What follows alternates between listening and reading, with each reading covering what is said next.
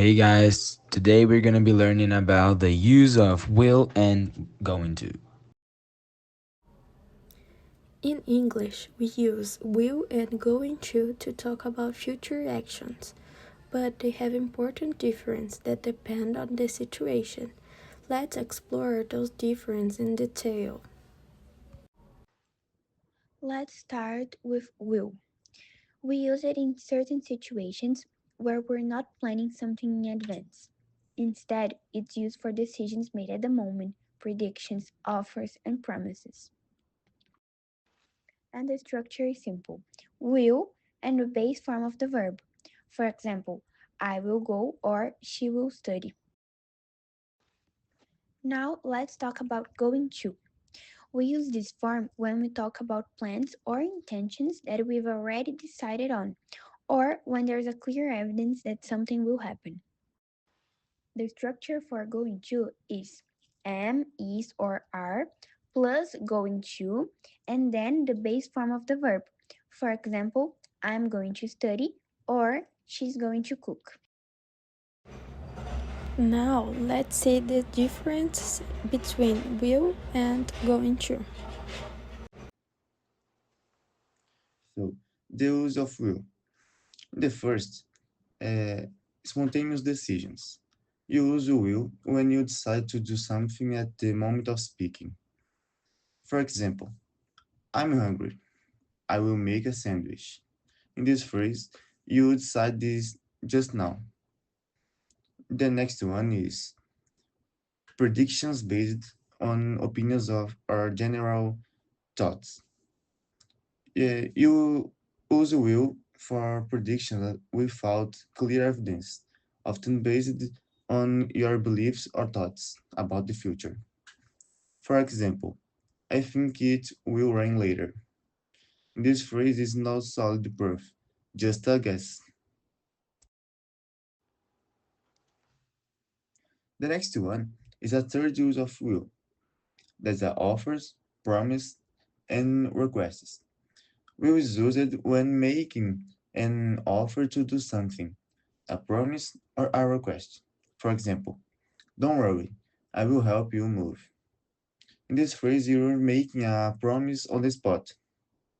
The next one is unplanned future actions. Use will for actions that were not planned in advance but decided right then.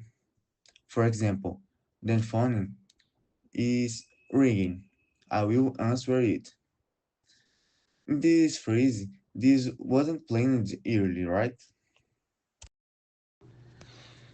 About going to now. We have four ways of using the going to. The first one is whenever you plan the future actions. You use going to when you're talking about something you already decided or planned before the moment of speaking.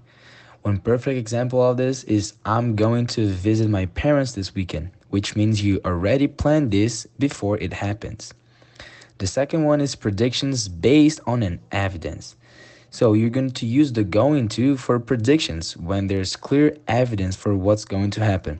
And another perfect example is look at those clouds, it's going to rain, which means you can see the evidence, which is the clouds, and you can tell that they're going to rain because of the evidence. The third one is intentions. We're going to use going to for actions you've intended to do. This shows that it's not a spontaneous decisions, but rather something that has been considered or prepared for. One perfect example of this is she is going to study law after school, which is her plan for the future that she's going to study law after her school. And the fourth one is the logical conclusions. When the situation logically leads to a certain outcome using going to. And another example is he's running too fast, he's going to fall. It is evident that because he's running fast and on a high speed, he is more likely to fall. Based on this table, let's see some more examples. I think she will win the competition. No evidence, just a belief. Look at how fast she's running. She's going to win the race. Based on the evidence of her speed. I'm late, we'll take a taxi. Decision made now. I'm going to take a taxi tomorrow to to the meeting. Plan it beforehand. I will help you with your homework. Spontaneous over. And I'm going to help my brother with his homework later. Planned intention. Now, let's try. Write a sentence using will and another using going to in the comments. Make the sentence like those presented in the previous examples. And that's it, guys. Thanks for watching. Like, comment, and subscribe. Peace.